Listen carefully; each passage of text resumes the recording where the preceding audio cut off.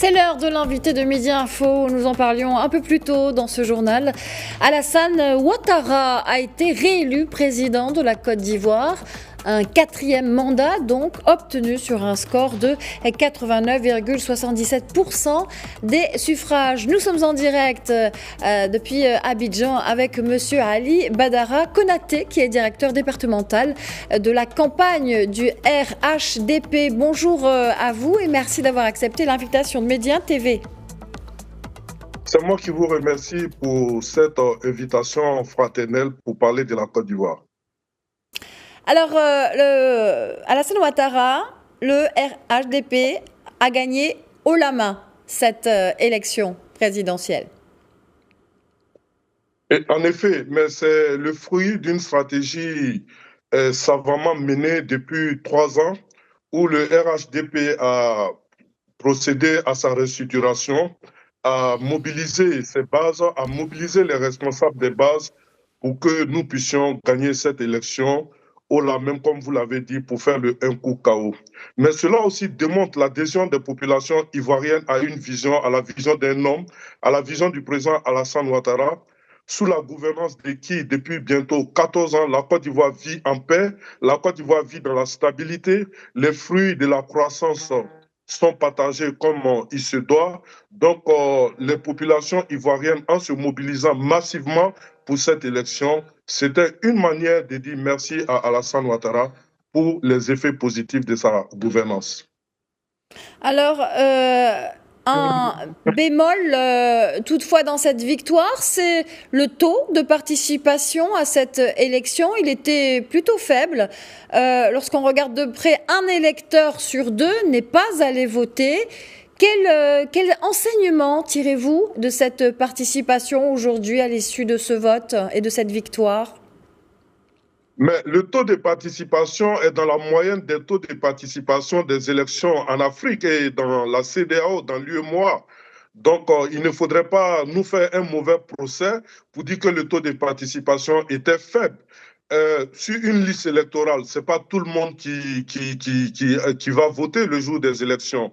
Et sur la liste électorale, bon, il y a bien sûr des morts, il y a bien sûr des gens aussi qui se sont déplacés. Donc, c'est un taux de participation acceptable qui est dans la moyenne de la CEDEAO, qui est dans la moyenne des élections en Afrique.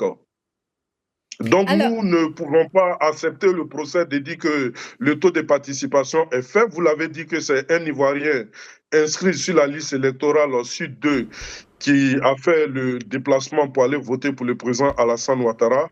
Nous pensons que c'est un taux de participation acceptable. Et par rapport à l'élection de 2020, c'est 700 000 électeurs qui ont porté leur choix sur le président Alassane Ouattara. Il faut noter aussi cela. Les élections se sont déroulées dans un climat serein. Les violences post-électorales en Côte d'Ivoire appartiennent-elles donc au passé désormais ? Bien évidemment, c'était un engagement pris par le président de la République à ces prises de parole qui sont rares mais qui sont essentielles pour éclairer la lanterne de la nation. Il a dit que les élections vont se passer dans un climat apaisé, c'est ce qui s'est fait, et les élections seront inclusives selon la Constitution et les lois ivoiriennes, c'est ce qui s'est fait également. Et l'idée des crises post-électorales en Côte d'Ivoire est une vieille idée. La Côte d'Ivoire est rentrée dans une nouvelle dynamique, une dynamique de stabilité institutionnelle, une dynamique de régularité républicaine. Alors, Alassane Ouattara a, il faut le rappeler, a hésité jusqu'au bout avant d'annoncer fin juillet finalement sa candidature pour un nouveau mandat. Est-ce qu'on peut dire que son pari s'est avéré gagnant? Comment est-ce que vous définiriez la méthode Ouattara à la tête de la Côte d'Ivoire aujourd'hui? La méthode Ouattara, c'est celle-là qui fait gagner, disons, la Côte d'Ivoire aujourd'hui sur le plan économique. Je ne vais pas vous faire la litanie de toutes les performances que le pays connaît depuis que le président Alassane Ouattara est là. Et le président Alassane Ouattara est en train de faire un travail important pour faire passer la Côte d'Ivoire d'une république comme celle qu'on a connue avant à une république basée sur les institutions solides, à une république engagée dans le développement. C'est la chose la plus importante pour les populations. Vous savez, faire la politique, c'est pas faire des discours philosophiques. Le président Alassane Ouattara est un pragmatique. Il tire toutes les leçons des expériences qu'il a pu avoir dans ses fonctions passées au sein du FMI et dans d'autres organisations internationales. Il sait comment le monde fonctionne et par rapport à cela, il positionne la Côte d'Ivoire comme un pays concurrent dans l'espace ouest africain et dans l'espace africain. C'est ce qui est important à retenir, c'est une gouvernance vertueuse. Alors, on va continuer à parler du bilan et du bilan présidentiel au niveau des infrastructures, peut-être, qui est un point fort en Côte d'Ivoire, il faut le dire. Même si les défis sont encore nombreux pour le pays, quelles sont d'ailleurs les priorités de ce quatrième mandat pour le président Ouattara, fraîchement élu? La priorité, c'est de faire de la Côte d'Ivoire une grande nation, comme le dit le projet de société. Mais dans cette grande nation, il faut continuer à renforcer la stabilité du pays, il faut continuer à assurer la sécurité dans le pays, il faut continuer à promouvoir la paix, il faut accroître la solidarité envers les plus vulnérables pour que les fruits de la croissance soient partagés à tous.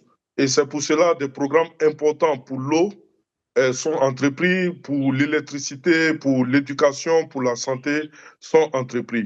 Mais il faut surtout mettre, et c'est ce qu'il faut noter, la jeunesse au cœur des préoccupations majeures de la République, parce que la jeunesse représente 70% de la population ivoirienne. Il faut mettre la jeunesse au travail, mais avant de la mettre au travail, il faut la former, il faut développer le capital humain. Dans ce mandat, c'est ce que le gouvernement va s'atteler à faire. Alors, vous parlez de la jeunesse ivoirienne, et effectivement, qui constitue 70% de la population dans le pays. Elle devient la priorité, la préoccupation première du président Ouattara. Il s'agit de la former. Dans quelle perspective exactement l'inclure davantage dans les processus décisionnels dans l'avenir, par exemple, et comment, si c'est le cas? Mais ce travail a commencé. Quand vous regardez le gouvernement du président Alassane Ouattara, il y a beaucoup de jeunes dans le gouvernement au niveau institutionnel. Il y a beaucoup de jeunes qui ont été positionnés. Moi-même qui vous parle, je suis un jeune, mais je suis secrétaire du Conseil économique, social, environnemental et culturel de la Côte d'Ivoire. Dans toutes les institutions de la République de Côte d'Ivoire, le président Alassane Ouattara a fait la promotion des jeunes. Outre cette inclusion dans le processus décisionnel du pays, il faut surtout former les jeunes vers les métiers qui vont permettre à la Côte d'Ivoire de se développer. Je veux parler de l'agriculture, il faut moderniser l'agriculture, je veux parler des nouveaux métiers issus des révolutions technologiques. Aujourd'hui, à travers le ministère de l'Enseignement technique et de la formation professionnelle, le président Ouattara a mis en place un programme pour que chaque jeune Ivoirien puisse apprendre au moins un métier et participer ainsi au développement de notre pays. Alors, parmi les autres priorités et défis que vous venez de décliner, vous l'avez dit tout à l'heure, il y a cette idée de positionner la Côte d'Ivoire comme un concurrent important dans l'ouest régional du continent sur le plan économique. Comment cela va se traduire dans le champ des politiques publiques? Non, je ne suis pas totalement d'accord avec vous en utilisant le mot concurrent, mais plutôt un partenaire parce que les pays de la sous-région ont un destin commun. Et la Côte d'Ivoire est le pays moteur de l'UEMOA. La Côte d'Ivoire est un pays majeur dans la CEDEAO et les programmes nationaux vont souvent au-delà de l'espace national. Vous avez vu dernièrement, il y a eu des difficultés dans certains pays voisins où la Côte d'Ivoire est intervenue parce que on ne peut être fort seul. Donc, ce à quoi la Côte d'Ivoire s'attelle aujourd'hui, c'est d'aider à la stabilisation des pays voisins. Donc, par rapport à cela, nous allons encore travailler avec les chefs d'État des autres pays, avec les organisations sous-régionales, à ramener la stabilité dans notre sous-région. La Côte d'Ivoire n'est pas concurrent d'un pays. La Côte d'Ivoire est le partenaire de tous les pays. Et vous êtes sans ignorer que près de 25% de la population ivoirienne est issue de l'immigration. Donc la Côte d'Ivoire, c'est l'Afrique de l'Ouest en miniature. Donc partant de ce substrat-là, la Côte d'Ivoire ne peut pas être un concurrent, mais la Côte d'Ivoire est plutôt un partenaire pour apporter la stabilité dans la sous-région. 25% de la population ivoirienne est issue de l'immigration. C'est un challenge de taille énorme qui a été mené et qui a été plutôt bien réussi par la présidence Ouattara lors de son dernier mandat. C'est un gage de réussite, cette capacité à faire donc du vivre ensemble finalement. Une marque aussi de la présidence Ouattara, rapidement? Bien évidemment, dans la droite ligne du père fondateur, le président Félix Houphouët-Boigny, le président Alassane Ouattara a fait de la Côte d'Ivoire un pays ouvert, pas seulement vers la sous-région ouest africaine, mais vers le monde. Il y a des investissements importants du Royaume du Maroc en Côte d'Ivoire comme dans d'autres pays en Côte d'Ivoire.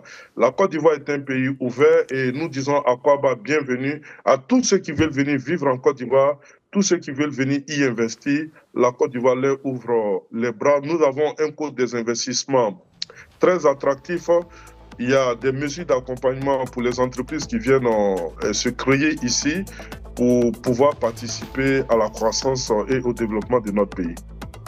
Merci Ali Badara Konaté d'avoir répondu à nos questions. Je rappelle que vous êtes directeur départemental de la campagne du RHDP. Merci, c'est moi qui vous remercie et bon vent à votre chaîne et nous serons toujours disponibles pour répondre aux préoccupations concernant notre grand et beau pays, la Côte d'Ivoire, sous la gouvernance du président Alassane Ouattara. Merci à vous.